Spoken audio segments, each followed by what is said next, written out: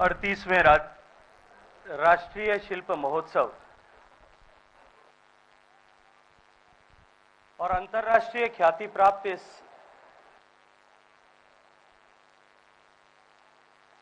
भारत की विरासत को विश्व के पटल पर दर्शित करने वाले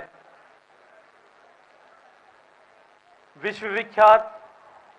सूरजकुंड मेले के उद्घाटन के अवसर पर हम सब के बीच में उपस्थित हरियाणा के यशस्वी मुख्यमंत्री, जिनके नेतृत्व में अभी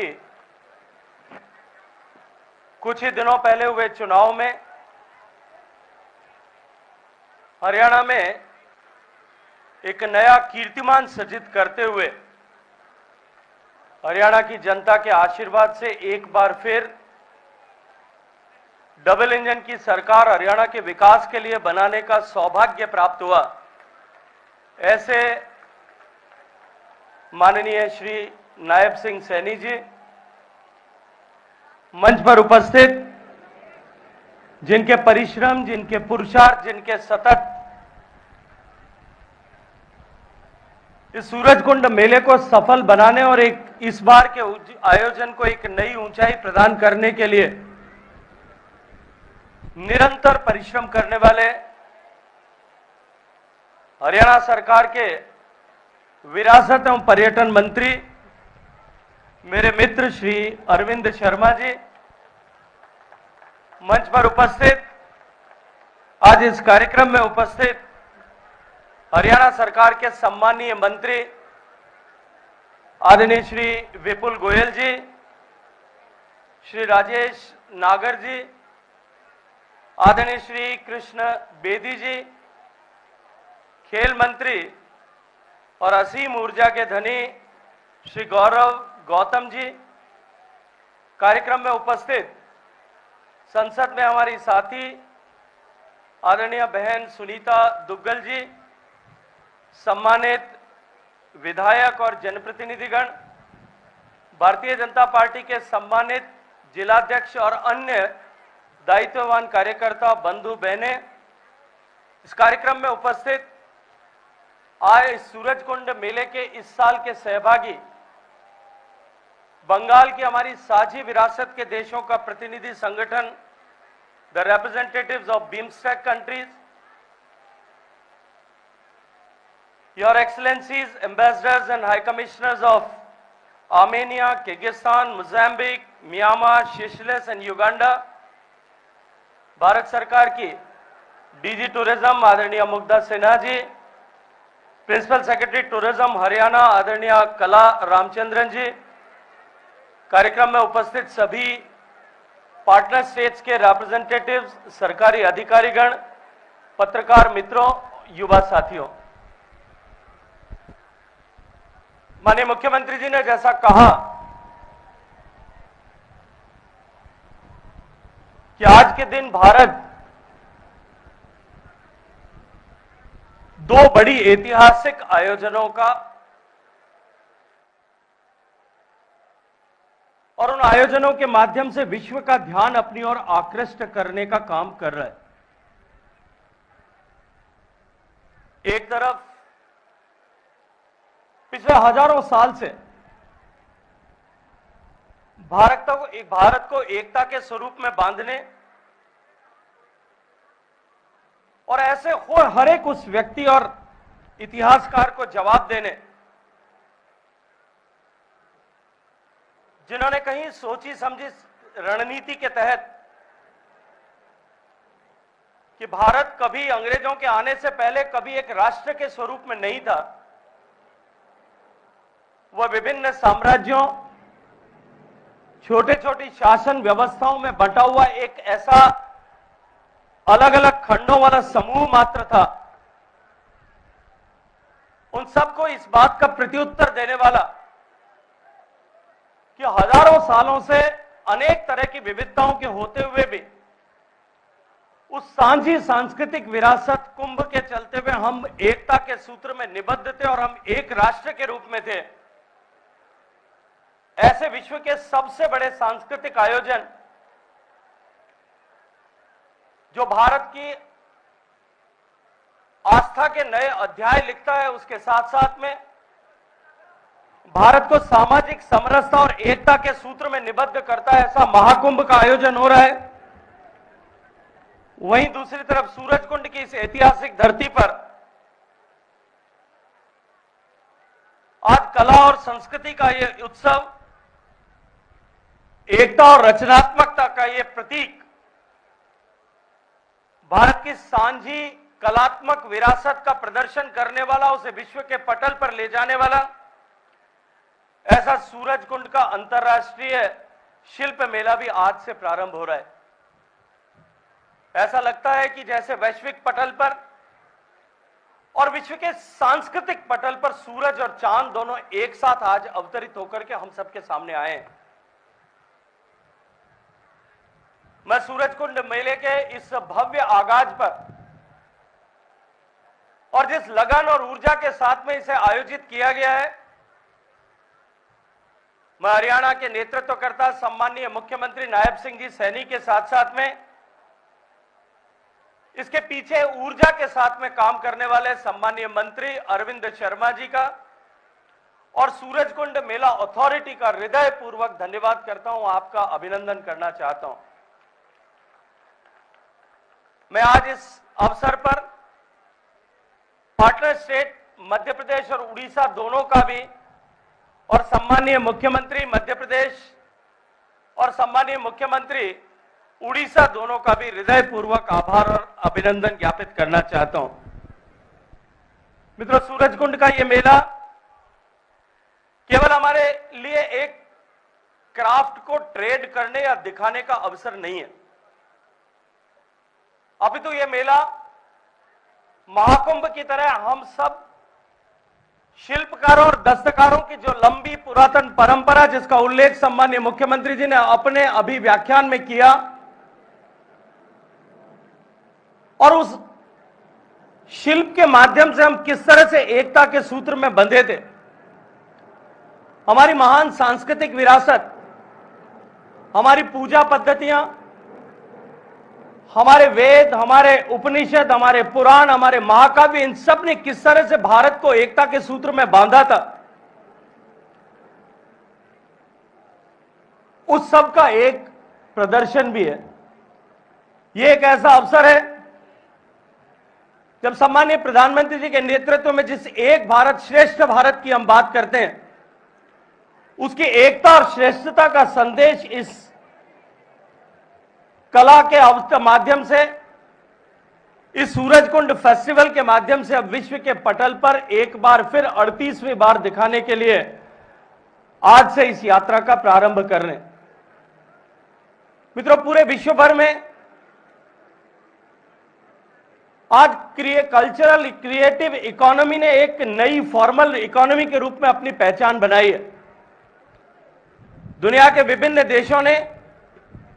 कल्चर क्रिएटिव इकोनॉमी को एक फॉर्मल इकोनॉमी के एक अंग के रूप में मान्यता प्रदान की और उसे एक नया नॉमेनक्लेचर,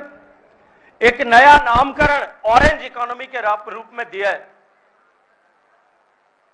और जब इस इकोनॉमी को फॉर्मल इकोनॉमी का अंग विश्व में बनाया जा रहा है, ऐसे महत्वपूर्ण समय में यह भारत के लिए, हम सब भारतीयों के लिए, भारत के शिल्पकारों के लिए, भारत के दस्तकारों के लिए, हमारे हुनरमंदों के लिए एक ऐसा सौभाग्यपूर्ण अवसर आया है जब एक तरफ विश्व में शिल्प कला और कला के साथ में व्यापार और व्यवसाय, उस अर्थव्यवस्था को पहचान मिल रही है, वहीं दूसरी तरफ सम्माननीय प्रधानमंत्री नरेंद्र मोदी जी के नेतृत्व में जिस तरह से भारत ने पिछले 10 साल में प्रगति की है और जिस गति के साथ में प्रगति की है, उसके चलते हुए भारत की एक नई पहचान पूरे विश्व भर में सृजित हो रही है।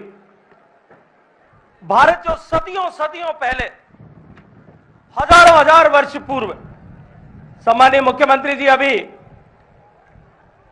ढाका की मलमल से लेकर के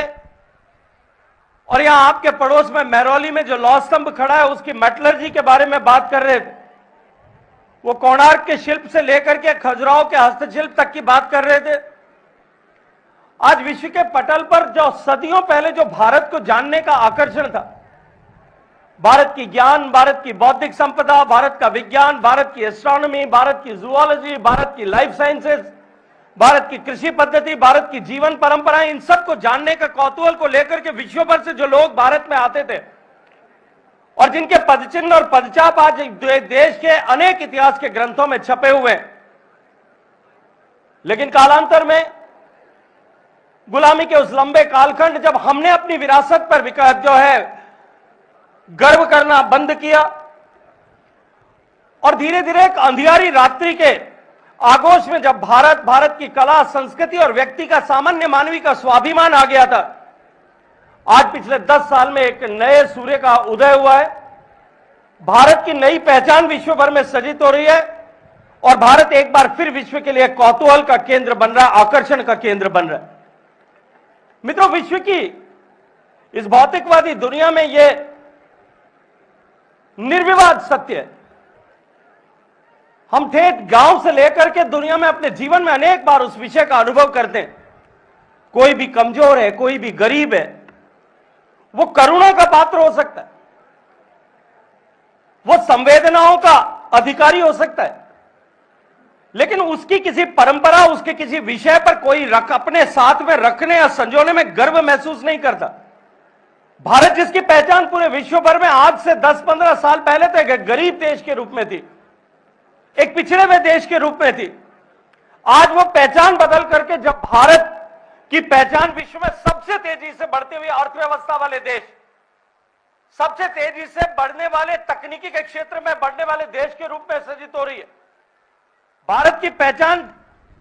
जीवन और समाज के हर एक परिप्रेक्ष्य में,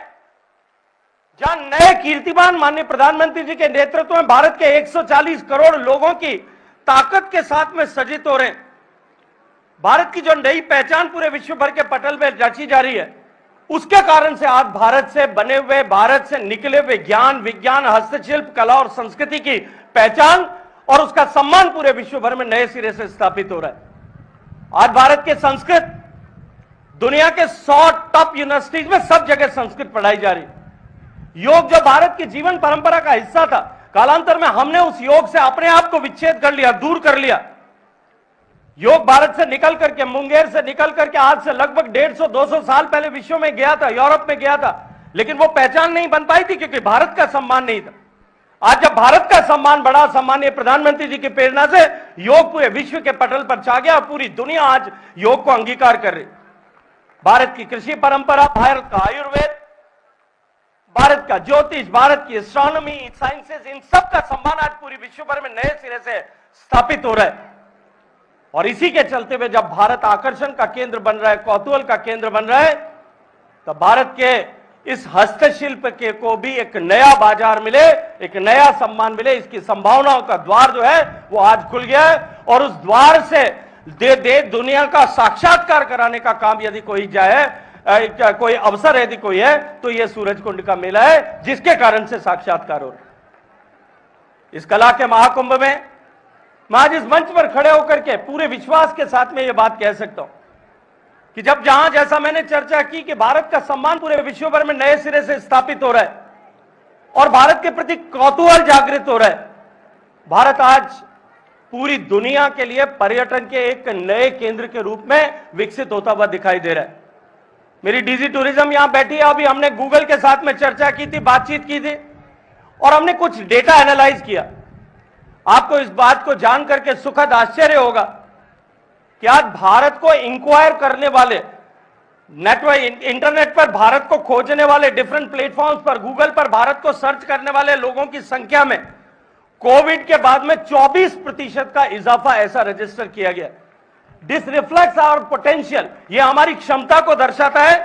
कि आने वाले समय में भारत किस मार्ग पर और किस क्षमताओं के, किस संभावनाओं के द्वार पर खड़ा है। विदेशी पर्यटन के साथ साथ में जिस तरह से देशी पर्यटन को बढ़ावा मिल रहा है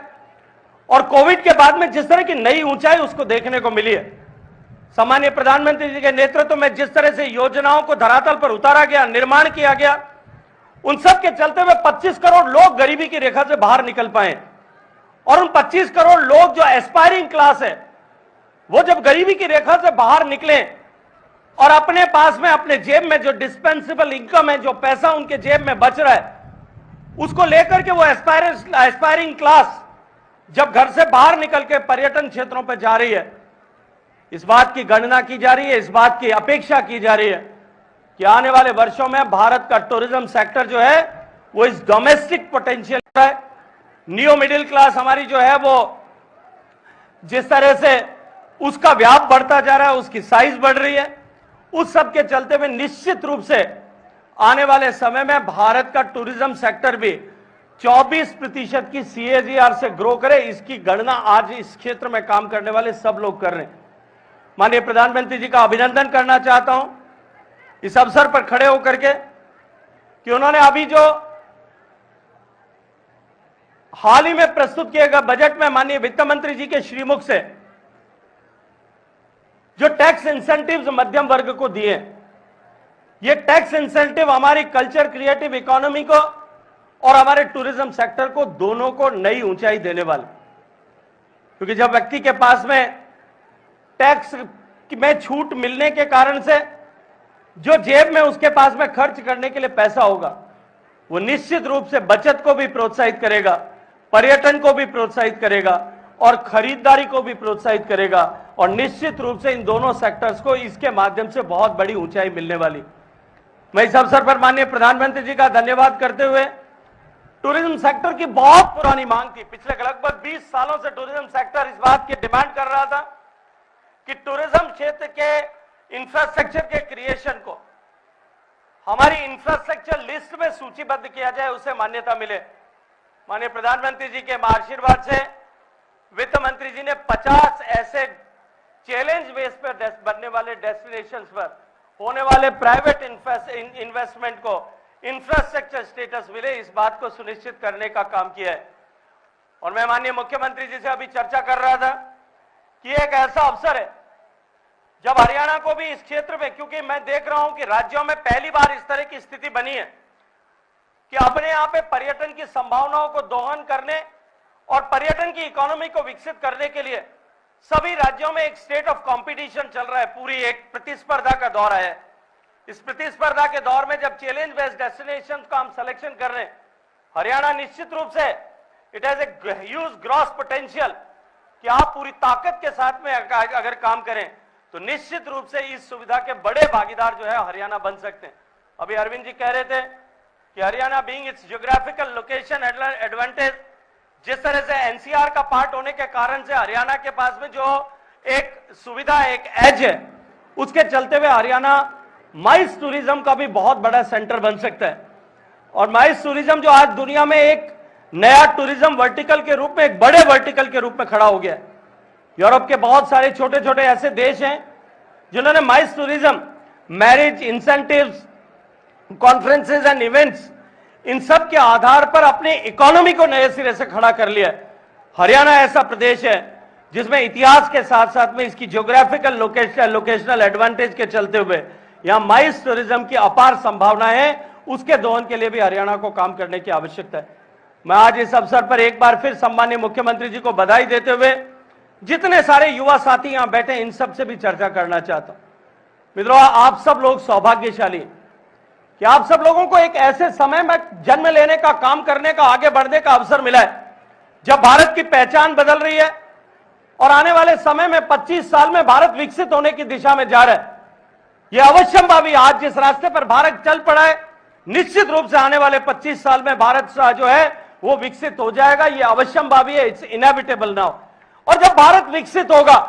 तो आपकी पीढ़ी सर्वाधिक सौभाग्यशाली पीढ़ी होगी, क्योंकि वो इस बात पर गर्व कर सकेगी कि इस भारत को विकसित करने में हम लोगों ने योगदान किया था, हम इस भारत के विकसित करने के रचयिता हैं, और साथ साथ में विकसित भारत में रहने का सौभाग्य भी आपको प्राप्त होगा। इस सौभाग्यशाली पीढ़ी को ऐसे अवसर पर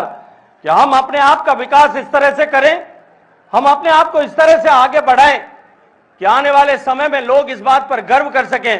कि ये पीढ़ी थी जिस सुयोग्य पीढ़ी ने माननीय प्रधानमंत्री जी के सपने को साकार करते हुए भारत को तमाम कमियों को पूरा करके भारत को विकसित बनाने का सौभाग्य प्रदान किया है। मैं आप सबको बहुत सारी शुभकामनाएं देते हुए यह सूरजकुंड का ऐतिहासिक मेला विश्व के पटल पर जाए उसके लिए डिजिटल मार्केटिंग के लिए कुछ हमको निश्चित रूप से कुछ इनिशिएटिव्स लेने की आवश्यकता है। मैं माननीय सेक्रेटरी साहब यहां बैठी हैं, उनसे कहूंगा कि मुग्धा जी के पास में पूरे देश के जो है और दुनिया भर के इन्फ्लुएंसर्स की सूची और यूट्यूबर्स की सूची उपलब्ध है। अभी हमने कुंभ को भी विश्व के पटल पर ले जाने के लिए उनको आमंत्रित करके नियोजित तरीके से अपने यहां पर बुलाए। ऐसे फोटोग्राफर्स, ऐसे ब्लॉग राइटर्स, ऐसे इन्फ्लुएंसर्स, ऐसे यूट्यूबर्स, इन सबको हम अपने यहां पर इस सूरजकुंड के मेले में आगे 15 दिन में उनको आमंत्रित करके, निमंत्रित करके बुलाएं, उनको सुविधा प्रदान करें। And let them give an opportunity to witness this. इसको वो देखें और अपने जो है प्लेटफॉर्म्स पर अपने तरह से, अपने दृष्टिकोण से उसको लिखें। और मैं ये मानता हूं कि इस डिजिटल मार्केटिंग के माध्यम से हम इस जो है सूरजकुंड के इस मेले को